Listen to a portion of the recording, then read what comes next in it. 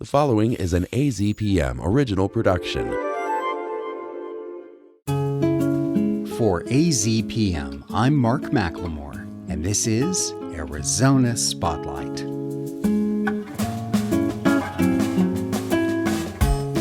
Coming up, I'll talk with NPR's Weekend Edition Sunday host Ayesha Rascoe about the future of public broadcasting amid budget cuts. Meet the director and the star of SHIP, Live Theater Workshop's current production. It tells an unusual tale about a young woman's journey to find herself using the Guinness Book of World Records as a self-help guide. And in this month's Storyteller segment, actor Sharon Wysocki tells the story of an art project about banned books that went viral back in the mid-90s and gave her what she calls her 10 minutes of fame. Those stories are next on Arizona Spotlight. Ayesha Rascoe is a familiar name to NPR listeners after years as a journalist and for hosting duties on Weekend Edition Sunday. I got a chance to speak with her earlier this week. Hi, Mark. Hello, Ayesha. Nice to make your acquaintance. Thank you so much for doing this. My first question for you is, and this is both personal and from your career standpoint, where do you think you would be without National Public Radio? Oh, my goodness. Or how would your life be different? My life would be very different. I mean, that's a great question. I don't think I've been asked that before. But I think that my life would be different. It would have a lot less joy, really, truly, because coming to NPR really has allowed me to find my voice. And it's allowed me to really figure out kind of like what am I meant to do? And I found that at NPR. So I would have lost a lot not coming to NPR. It was at NPR that I discovered not just my vocal voice, but just like this is the way that I deliver the news. This is the way I explain things. And I've really been able to hone that, right? Like my ability to explain things to people in a way that makes sense, to break things down. I've also been able to show so much of my humanity. I love, the work that I did as a print journalist and as a writer. But the way that people connect to you when they hear your voice, when they hear you on the radio is so different. And I really had to learn how to use a different part of my brain to get into audio because the way you write is not the way you speak. And so much of it, when you're getting into NPR and public radio, it's like, how would I say this? How would I tell an audience this? And the big thing is, how would I say this? What would Ayesha say? And that's what I've been able to develop at public media. And the thing about doing it for public media and not doing it, at some, for-profit company is that there's a real mission to inform people that I feel like you don't get it. You don't get at a lot of places, right? Like the mission isn't to make money. The mission is to really inform the public in the best way that we can. Yeah, I feel the same way, Ayesha. Building connections. I love that the first place you went in answering that question was the word joy. Yes. But we're amidst a very tough time right now. And when the situation with the Corporation for Public Broadcasting became clear, were you privy to any meetings? Was there a kind of an all-hands-on-deck attitude that NPR demonstrated where they wanted all of the important hosts and production personnel to be on the same page about how to weather this crisis? Obviously, we've been talking about it, and the host, we talk regularly with the higher ups and we have regular meetings. And so what I've gotten is really just a real push to make sure, not just that we're like on the same page, but that everyone here, we just want the best for public media. And we want, what I found was really just a push to figure out how can we support our member stations, because the member stations make public media.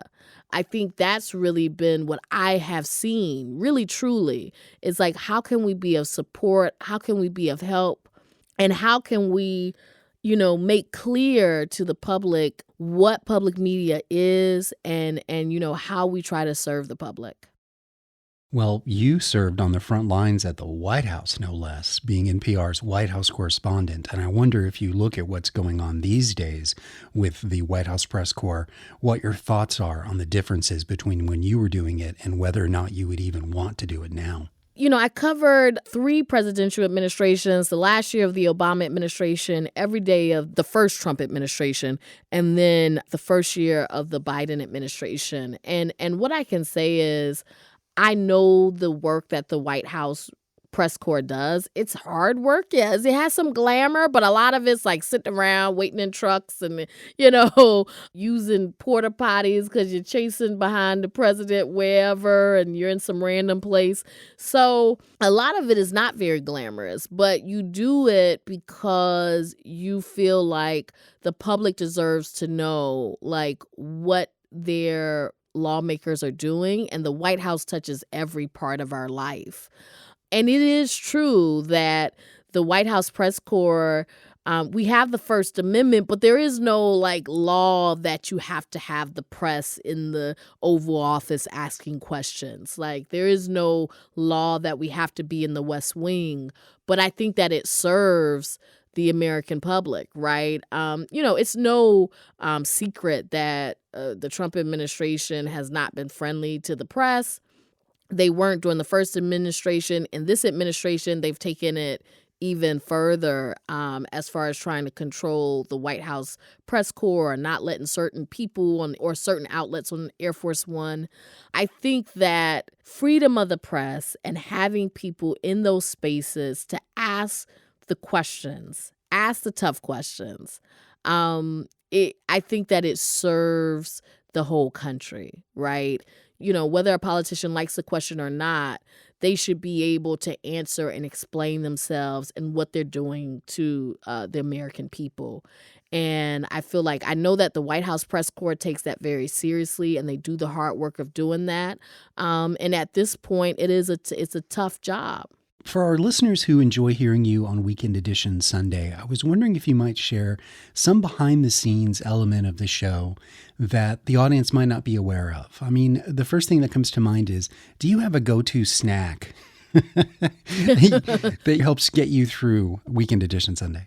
So every Sunday, I have to have a Coca-Cola, a bottle of Coca-Cola, and then I have to, so for a long time, it was Doritos. So I had Doritos and Coca-Cola. That was my show snack. That was my breakfast. That was what I was doing. Now, I will say I've changed it up a little bit. So instead of Doritos, I've been doing M&Ms. And sometimes if I'm feeling fancy, I'll do a Pepsi. But it is always Coca-Cola and, a snack. So either Doritos or M&Ms. So that is what I have every Sunday morning. You're not getting Weekend Edition Sunday without that. That's good to know. I would be worried about getting Dorito crumbs on the windscreen of my microphone. Yes, look, I'm sorry to the people that have to clean up, but yes, there are definitely probably crumbs all over the place. Okay, well, I think we have time for a last question, and that is, last year you published a book.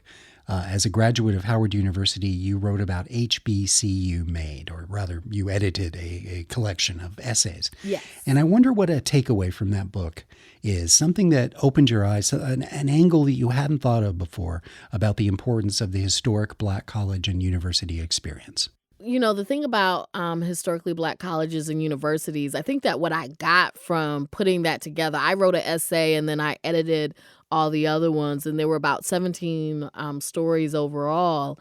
And what I felt like when I did those essays is seeing the continuity, even though we had people of different generations and from different times and different big schools and small schools, there were these just things that seemed to overlap about the experience. And the big thing it seemed to be was community, that this was like every single person felt like they were at a place where this was their family, where this was where they were really in a situation where there was a community of people who were rooting for them.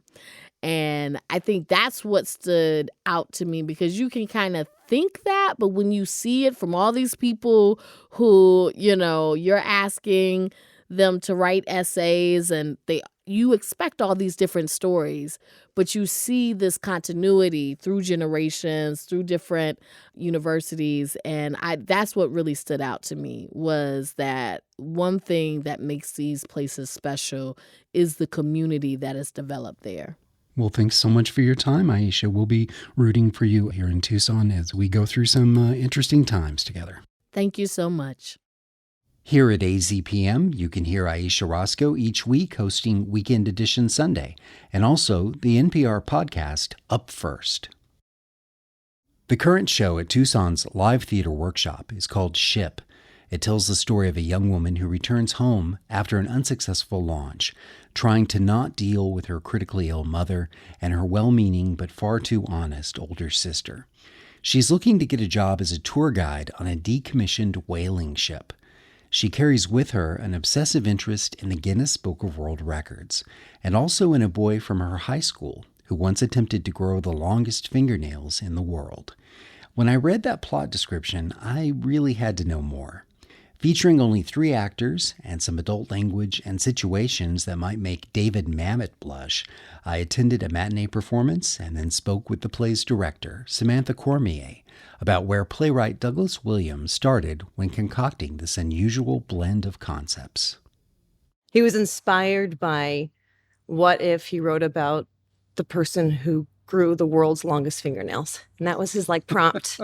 That was his prompt to write the rest of it. So I kind of more went into that world of the development of it and how Nell came about and how now she was the protagonist, not necessarily Jeremiah, who's the character that grew his fingernails really long, and what her story was and how she related to this guy. Then I turned to the play's lead actor, Alexandra Kaplan, who creates a complex and conflicted character in the role of Nell. I felt an enormous amount of sympathy for your character. Nell is a very open book to people. Yes. And she never plays defense, hardly ever. So what is it like to take on that kind of guileless personality and render yourself so open to the audience? Yeah, it's a lot. Nell is very complex in that way, but she's very human in that way too. As humans, we show our emotions in all sorts of ways. And for her, she tries to just look at her hands and clean up her space around her, do other things to deflect from what the real situation is happening. So, and I'm quite the opposite. I show my emotions right on my sleeves, and playing her was a challenge, but I loved every moment of it. And working with Sam as a director, getting guidance from her every step of the way was just amazing. It showed me a different side of, being a human being and how else we can show our emotions. For somebody my age, and I was born in 1969, so I was a kid all through the 70s, and I remember from a very early age the magic of things like the Guinness Book of World Records. Oh, for sure. The playlist that you have in this play has a lot of music from that era as well. It's just steeped in 70s nostalgia. If it wasn't for some of the contemporary cultural references, I could have believed that we were experiencing a play from 40 years ago. Yeah, that makes me really happy as a director to hear that coming, because I kind of wanted to pull out this is a town that is mystic, in that's the name of this town too, and that 70s for me, I was born in the 80s, but for me, looking back and knowing that music, that's like a lot of the playlist is music that I pulled from my life. I was like, oh, I need that song. And it ended up being a lot of this kind of 70s. One of the notes I gave the costume designer was like, I want them to be like in costumes they all found in thrift stores that they're like, yeah, this is from the 70s, that hipster vibe where it's worn, but finding the beauty in something that is old and maybe torn or tattered and what it means to maybe the person who owns that thing. Yeah. Alexandra, are you anywhere near as salty in your own day-to-day language as your character Nell? I don't use that type of language that Nell does. It doesn't make me uncomfortable. It definitely was different for me because I don't speak the way that Nell does. Here's my other part of the analysis of your character is that you demand a lot of energy from other people. Yes. You need it, but you're also putting it out there. Not everybody's picking up on it. Sometimes Nell is broadcasting without having anybody to receive. Yes, it's true. She wants to feel seen, but not too much where, then all of her secrets are out there. I think she still wants to keep sort of her mystery, vibe to herself, but still wants to be so seen and loved. She really wants to be known for something special, something unique. Samantha, what did you see in the only 3 characters in this play that really spoke to you, something that you connected with? When I go and see a show, and I think this maybe is as a director, as a performer as well, I always try to relate to people on stage, like, oh, I see myself in them, or who would I play? And I think this play, as I was reading it, I could really see these people. I think the playwright did a wonderful job really developing these characters and giving them language that really illustrated who they were.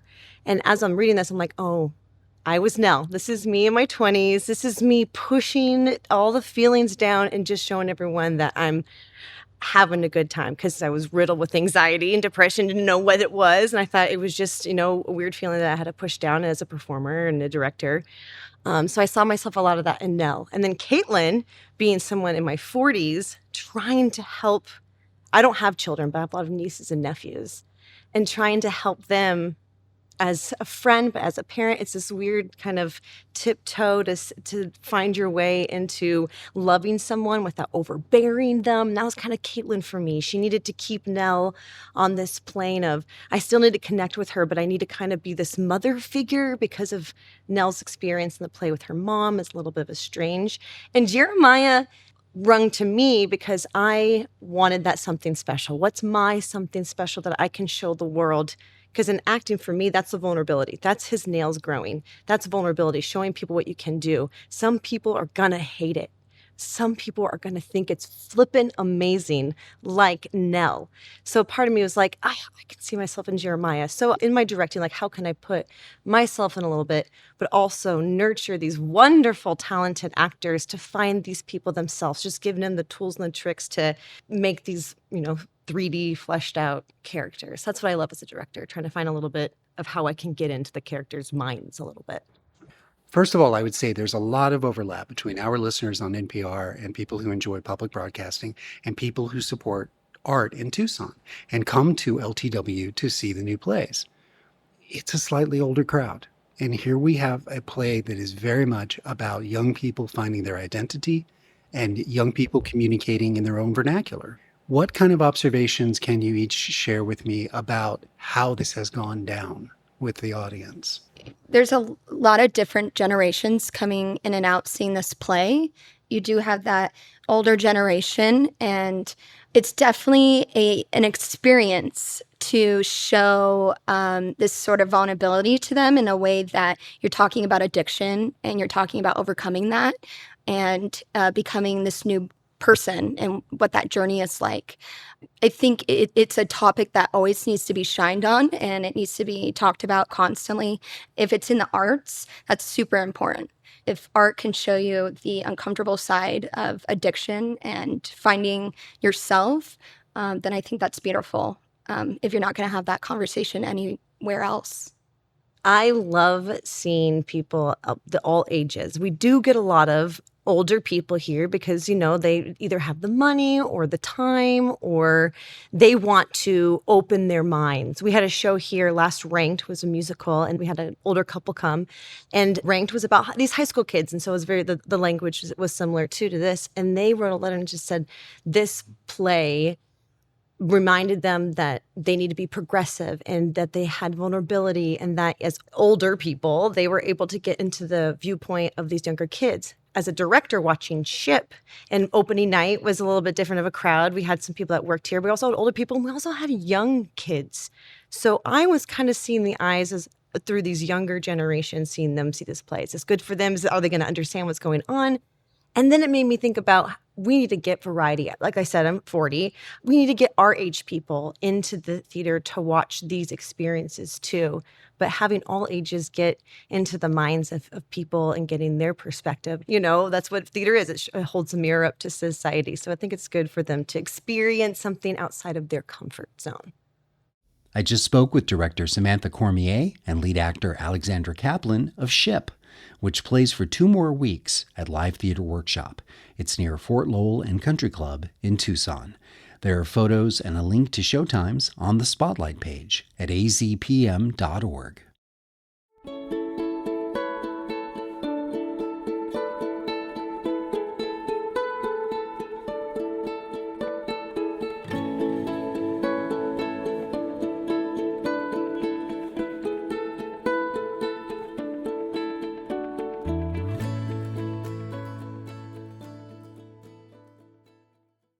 There's something very powerful about a single voice sharing a true story. It gives a chance for the storyteller to let their personality shine and forge new connections with anyone who takes the time to listen. In support of this important community tradition, Arizona Spotlight features a different storyteller on the third Thursday of every month. Here's Tony Paniagua to introduce our guest. Thank you, Mark. Our storyteller this month is Sharon Wysocki, a Tucson-based artist, writer, and actor.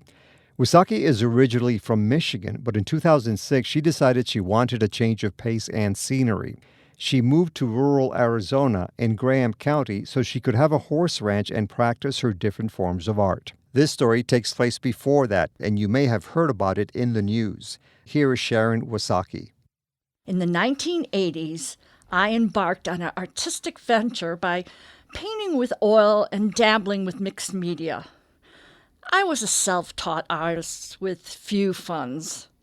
So one day I was walking through the alley and I found a box of hardcover books from the 1920s.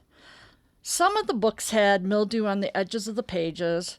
It was the illustrations on most of the book covers that enticed me to take the books out of the box for further examination.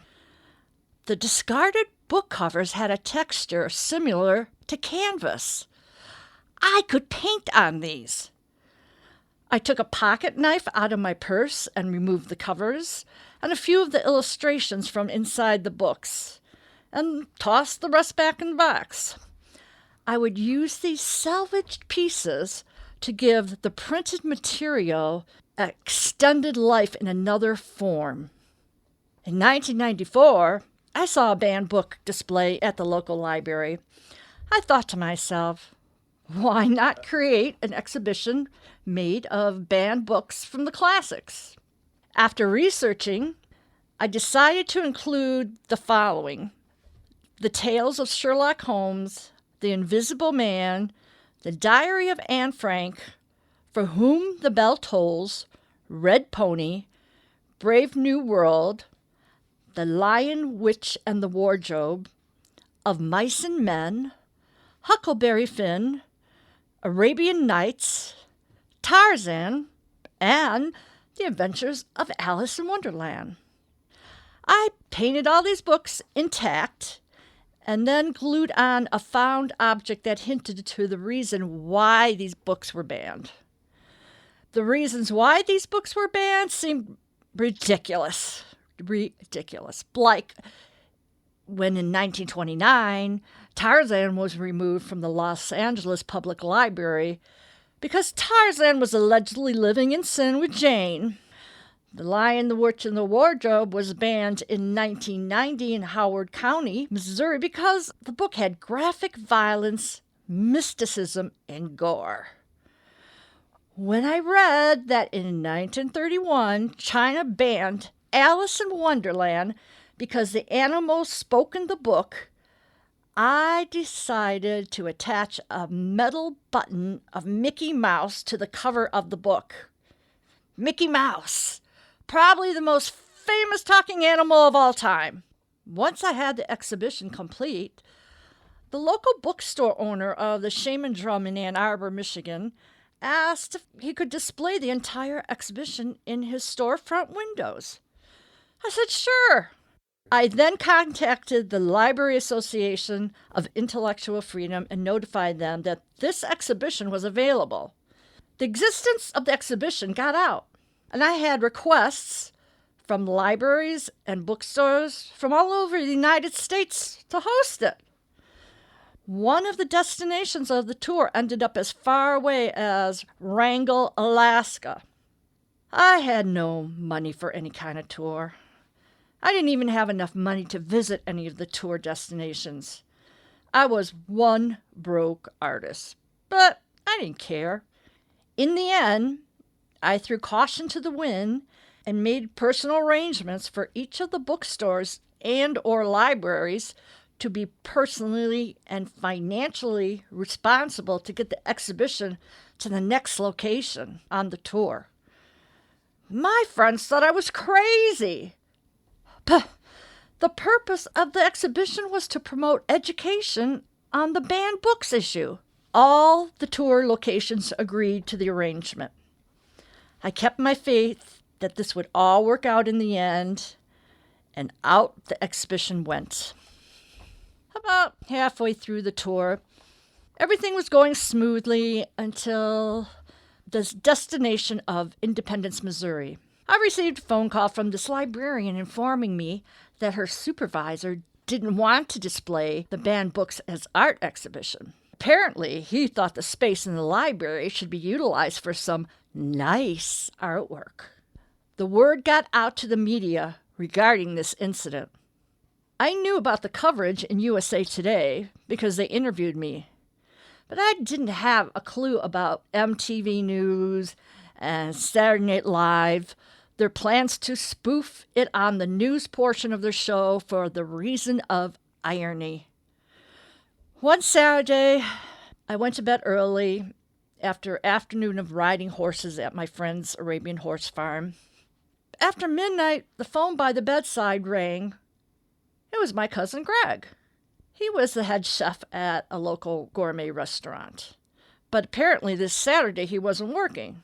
Sleepily and irritated, I answered the phone.